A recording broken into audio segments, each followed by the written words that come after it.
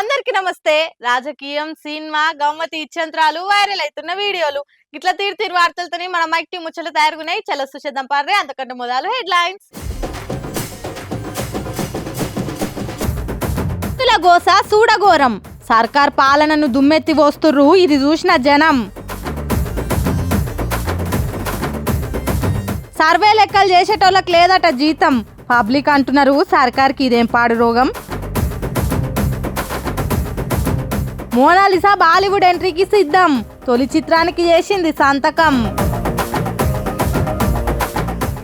కాంగ్రెస్ పార్టీలు మేము అది చేస్తున్నాం, మేము ఇది చేస్తున్నాం అని గప్పాలు చెప్పుకుంటారు గాని జనాన్ని గోస పెట్టకుండా ఏది చేస్తలేరు. లగచర్లలో రైతుల భూములు గుంజుకొని వాళ్ళ నాగం పట్టించి కంటి మీద కునుకు లేకుండా చేస్తున్నారా?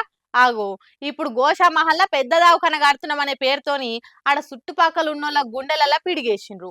పాపం వాళ్ళు ఎట్లా దండలాడుతున్నారో చూడండి. ప్లీజ్ మేడం, మీరు మమ్మల్ని ఆపొద్దు మేడం, మా తీరుగా మీకైతే అప్పుడు తెలిసేది మేడం అని కడుపులున్న దుఃఖాన్ని మొత్తం కక్కుతున్నారు. ఇంతకు ఎవరు ఎందుకు సీఎం డౌన్ డౌన్ అంటున్నారంటే రేవంత్ రెడ్డి సారు హైదరాబాద్ లో ఉన్న గోషామహల్లా పెద్ద దవాఖాన కట్టబోతున్నాడు. ఆగో ఆ జాగ కింద ఇలా ఇండ్లు గూలగొట్టి ఆస్పత్రి ఆకాశం ఎత్తులేపుతారట.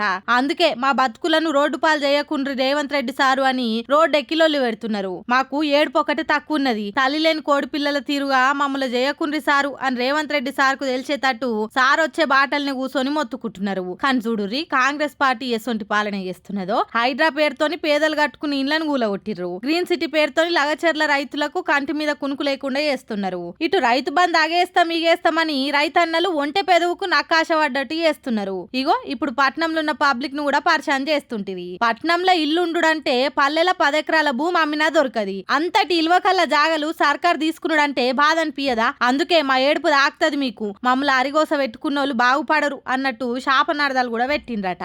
అంతకు ముందే సీఎం సార్ వస్తున్నాడని ఈ ఇండ్లు పోయేటోళ్లను లొల్లి చేస్తారని అదుపులకు తీసుకున్నారట. కానీ మిగిలినోళ్ళు ఊకుంటారా? వాళ్ళు రోడ్డెక్కిండ్రు. కాంగ్రెస్ పాలన ఇంకెన్ని బాధలు చూడాలనో ఏమో పోన్రి అని మాట్లాడుకుంటున్నారట. ఇక ఇప్పుడు ఈ ముచ్చటెరకైన జనాలు. కొన్ని రోజులు సర్వే అన్నారు, ఇంకొన్ని రోజులు కులగణన అన్నారు, తర్వాత అప్లికేషన్లు అన్నారు. ఓ ఇట్లా గడికోటి ముందటేసి కాలం గడుపుతున్నారు తప్ప జనానికి ఏం ఫాయిదా లేకుండా అయింది. సర్వే చేసినా సర్వేలు ఇచ్చిన అప్లికేషన్లన్నా సరిగ్గా వేసిండ్రా అంటే అది కూడా లేదట. ఇగో ఇక్కడ చూడుండ్రి ఎట్లున్నదో కాంగ్రెస్ పాలన కహాని. చెప్పుకుంటే సిగ్గు పోతుంది, చెప్పకుంటే పానం పోతుంది అన్నట్టే ఉన్నది ఇలా పరిస్థితి. సమగ్ర కుటుంబ సర్వే చేసిన లెక్కలు కంప్యూటర్లకు ఎక్కిచ్చే నౌకరు చేసేటోళ్ళట. వీళ్ళంతా 4 నెలల నుంచి జీతాలు ఇవ్వకుండా నానబెడుతున్నదట సర్కారు. అందుకే మాకు పెండ్లాం పిల్లలు లేరా, మేము ఎట్లా బతకాలే జీతాలు ఇవ్వకుంటే అని షేర్లింగంపల్లి జోనల్ ఆఫీస్ లా ఇగో ఇట్లలో లిగ్ దిగిండ్రు. ఆగో సమగ్ర కుటుంబ సర్వే చేసిన గీళ్ళకే జీతాలు ఇవ్వలేకుంటే వీళ్ళు సర్కార్ని ఏం నడుపుతారు? ఓ మేము అంత చేసినాం, మేము ఇంత చేసినామని బయట దేశాలకు పోయి కోటాను కోట్ల పెట్టుబడులు తీసుకొచ్చినామని పెగ్గలు కొడుతున్నారు. వీళ్ళకి జీతాలు ఇచ్చేదానికే పైసలు ఇవ్వా? కాంగ్రెస్ పార్టీల ఎవ్వరము ఇంట్లో ఈగల మూతలు బయట బడాయి కోతలు అన్నట్టే ఉన్నది. మీ సర్కార్ చేసిన సర్వేలకే పైసలు ఎగ్గొట్టి వీళ్ళని పస్తులు ఉంచుతున్నారంటే రేపు ఇంకెంత మంది కడుపులు మాడుస్తారో అర్థమైతలేదు. రేవంత్ రెడ్డి సారు జీతాలు రానోళ్ళు మీది రేవు తక్కువ పాలన అని తిట్టుకోకముందే తొందరగా జీతాలు ఇయ్యండ్రి సారు అని అంటున్నారట. అప్పులు చేసి సంసారాలు నెట్టుకొస్తుంది వీళ్ళంతా. సోషల్ మీడియా చేయంగా గల్లీలు ఉండేటోళ్ళు కూడా ఓవర్ నైట్ స్టార్ అయిపోతారంటే నమ్మలే గాని ఉన్న కుమారి ఆంటీని ఇప్పుడు మోనాలిసాను చూసినాక ఇది నిజమే అనిపిస్తుంది. ఆమె ఉత్త ఫేమస్ అవ్వడే కాదుల్లో సినిమాల ఛాన్స్ కూడా కొట్టేసింది. ఇదేదో ఉత్త మీది మాటలకు కాదు, ఓ సినిమా డైరెక్టరే బాగా చెప్తా అలా ఇంటికి పోయి మరీ చెప్పిండు. 144 ఏళ్ళకు ఒక్కపారు వచ్చే కుంభమేళకు పోయి పుణ్యస్నానాలు చేసిరండి రా అంటే పూసలామెటామని ఫేమస్ చేసిరు కదరా సామి. ఏందో ఏమో సోషల్ మీడియా అంటే ఉత్తుత్త పుకార్లు అనుకురు గాని ఇప్పుడు అదే సోషల్ మీడియా చేయంగా పుకార్లు కూడా వాస్తవాలైనాయి కదా మోనాలిసా విషయంలో. మీరు అది నమ్మాలంటే ఇది చూడాల్సిందే. नमस्कार दोस्तों, मैं फिल्म डायरेक्टर सनोज मिश्रा। मेरे साथ आज प्रयागराज की सनसनी बनी हुई मोनालिसा है और आप लोगों से जैसे मैंने कहा था कि मेरी अगली film the diary of Manipur में मैं इनको कास्ट कर रहा हूं, तो मैं इनसे मिलने के लिए प्रयागराज भी गया था और आज इनके गांव आया हुआ हूं महेश्वर और आज इनके फैमिली के साथ, इनके पिताजी के साथ और पूरे परिवार के साथ बैठकर हमारी बातचीत हुई, सारे मुद्दों पर बातचीत हुई और सच कहूं तो बहुत इनोसेंट लोग हैं, मतलब मेरी सोच से भी परे लोग हैं, इतने इनोसेंट हैं। और आज से मतलब जो मैंने बीड़ा उठाया था तो मुझे लग रहा है कि और जिम्मेदारी मेरी बहुत ज्यादा बढ़ गई है आज से, क्योंकि मैंने वो जिम्मेदारी ली है कि मैं इस फिल्म में इसको बहुत अच्छे से प्रेजेंट भी करूंगा और इसका भविष्य भी फिल्म में मुझे बनाना है।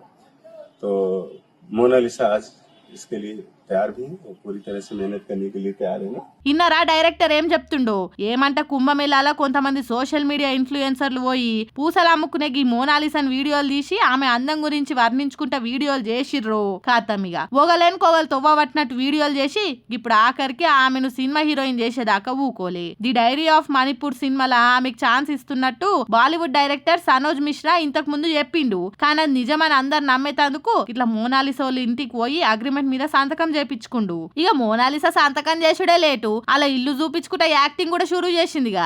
ఇప్పుడు ఈ ముచ్చట ఎరికైన నెటిజనాలంతా అవునా నిజమా అని షాక్ అవుతుర్రు. కొందరేమో మోనాలిసాకి సోషల్ మీడియాలా గట్టిగానే అదృష్టం ఉందిరా అంటే, ఇంకొందరేమో నడువురిరా మనం కూడా కుంభమేళా పోయి ఓ పూసలో బట్ట పెల్కలో అమ్ముకుందాం, మనకు కూడా గిట్లనే అదృష్టం కలిసి రాకపోతుందా అని మాట్లాడుకుంటుర్రు. మొత్తం మీదనైతే ఈ సోషల్ మీడియాతోని కానిదంటూ ఏది లేదని మల్లోపార్ నిరూపించిరుగా. ఏమంటారు? ఇప్పటికి ఇంకా చాలా మందికి హిందీ భాష మాట్లాడరాదు, అర్థం కాదు.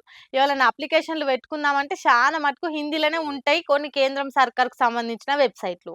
అట్లా చాలా ఇబ్బంది అవుతుంది హిందీ భాష వల్ల అని హీరో విజయ్ సేతుపతి ఓ మాట చెప్పుకొచ్చిండు. ఏ జాగల బతికేటోళ్ళకి ఆ భాషనే వస్తుంది. అందులో కొద్దో గొప్ప జర చదువుకున్న వాళ్ళు అయితే ఇంగ్లీష్ మాట్లాడగలుగుతారు. కానీ చాలా జాగలల్లో అసలు హిందీ భాష అర్థం కాని వాళ్ళు ఉన్నారంటే నమ్ముతారా? ఆవ్ నమ్మాలే. ఎందుకంటే హిందీ భాషతో వచ్చిన తిప్పలు ఎట్లుందో హీరో విజయ్ సేతుపతి చెప్తాడట. ఈనుర్రి அப்ளை பண்ணணும் அப்படின்னா அது ஹிந்தியிலும் இங்கிலீஷ்ல மட்டும்தான் இருக்கு. அது இங்க நிறைய பேருக்கு அது கொஞ்சம் திரும்பி அது கடினமான இடத்துல இருக்கு. இந்த தமிழ்லயும் இருந்தா அது எல்லாருக்கும் இன்னும் கொஞ்சம் அதை பார்த்து அதை புரிஞ்சுக்கிறது கஷ்டம். ஏன்னா நீங்க இந்த ஸ்டெப் எடுத்து வைக்கிறதே எல்லாருக்கும் கொஞ்சம் எளிமையா போய் சேரணும் அப்படிங்கிற ஒரு முயற்சி தான். அந்த முயற்சி நான் பெருசா வரவேற்கிறேன். ஆனா அது தமிழ் இருந்தா எல்லாருக்கும் அது இன்னும் எளிமையா போய் சேரணும்னா, ஏன்னா இங்க என்னென்ன மாற்றங்கள் நிகழ்வுது, எப்படி இருக்கு, திடீர்னு ஏதாவது பிரச்சனை வரும்போதுதான் என்ன பிரச்சனைன்னு ஒரு படப்படப்பட தான் அதை தெரிஞ்சுக்கிறோம். ஸோ அது முன்னாடியே அதை பத்தின விளக்கமும் தெளிவும் நம்ம புரியுற மொழியில் இருந்துச்சுன்னா நம்மளால அதை பத்தின இன்னும் அறிவு தெளிவா இருக்கும் அப்படின்னு நான் நினைக்கிறேன். இல்லாட்டி மறுபடியும் திரும்பி அதே ஒரு சார்ந்துதான் இருக்க வேண்டிய அவசியம். ఆ గది ముచ్చట ఇన్నరా? హిందీ భాషతో వచ్చి పడ్డ తిప్పల ఎట్లున్నాయో. పాన్ కార్డును అప్డేట్ చేయాలంటే వెబ్సైట్ మొత్తం హిందీ ఇంగ్లీష్లు ఉంటది. అంతో ఇంతో కొంతమందికి ఇంగ్లీష్ వస్తుంది కానీ హిందీ రానోళ్ళు చాలా మంది ఉంటారు. ఇప్పుడు తమిళనాడులో ఉండేటోళ్లకు తమిళము, కేరళలో ఉండేటోళ్లకు మలయాళం, ఇట్లా ఎవరి భాషలకు ప్రాధాన్యం. ఇప్పుడిప్పుట్లా ఉన్న పలంగా మాకు హిందీ భాష రావాలంటే వచ్చేది కాబట్టి జర అసొంటోళ్ళకి ఆల భాషలనే వెబ్సైట్లు అందుబాటులోకి తెస్తే మంచిగా ఉంటదని ఆలోచన ఇచ్చిండు కేంద్ర సర్కార్కు. మరిగా దీని మీద కేంద్రం ఏమన్నా నజరేస్తదేమో చూడాల్సిందే. కాంగ్రెస్ వస్తే రైతుల కథ మారిపోతుంది, కాంగ్రెస్ వస్తే అన్నదాతల హాలత్ ఇట్లుండది అని అందరు నమ్మి ఓట్లేసి గెలిపిస్తే నిజంగానే మారింది రైతన్నల కథ. కేసీఆర్ సార్ ఉన్నప్పటికీ ఇప్పటికీ చాలా మారింది. అదేందో మీరే చూడుండ్రి. అయ్యో గోస పాడుగాను ఆరుగాలం చేసిన చేత మట్టిలో పోసినట్టు అవుతుండే అని ఈ రైతు ఎట్లా దాన్లాడుతున్నాడో చూడండి. పెట్టిన పెట్టుబడి రైతన్నకు రాకుంటే ఆ వ్యవసాయం చేసేందుకు చేయకెందుకు? పత్తికి రేటు లేక హరిగోస పడుతున్న రైతును నేను. నా పిల్లల పెండ్లిలు ఎట్లా చేయాలి? 20 క్వింటాల పత్తి మార్కెట్ కు తీసుకొస్తే మంచి రేటు లేదు, ఇక నేను ఏం చేయదేవుడా అని ఏడ్చినట్టే చేస్తున్నాడు రైతన్న. పాపం 4 ఆడబిడ్డలు పెండ్లికి ఎదుగున్నారట.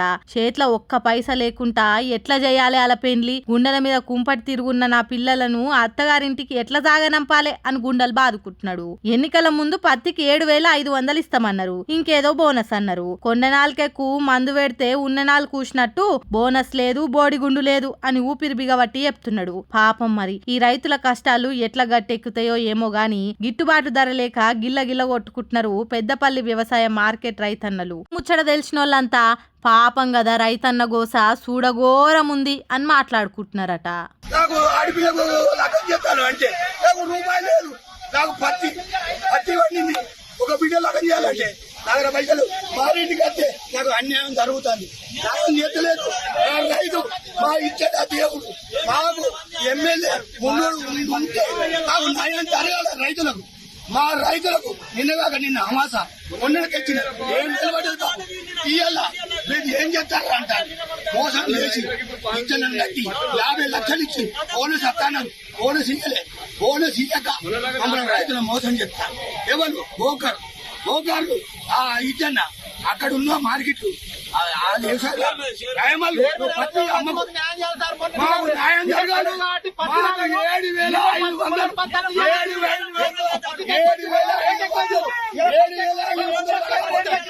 7,500 సుశిరానులా నేను వాటికొచ్చిన ముచ్చట్లు ఎట్లున్నాయో ఇంకిన్ని ముచ్చట్లతోటి మళ్ళా కలుద్దాం. అప్పటిదాకా చూస్తూనే ఉండండి మైక్ టీవీ ముచ్చట్లు.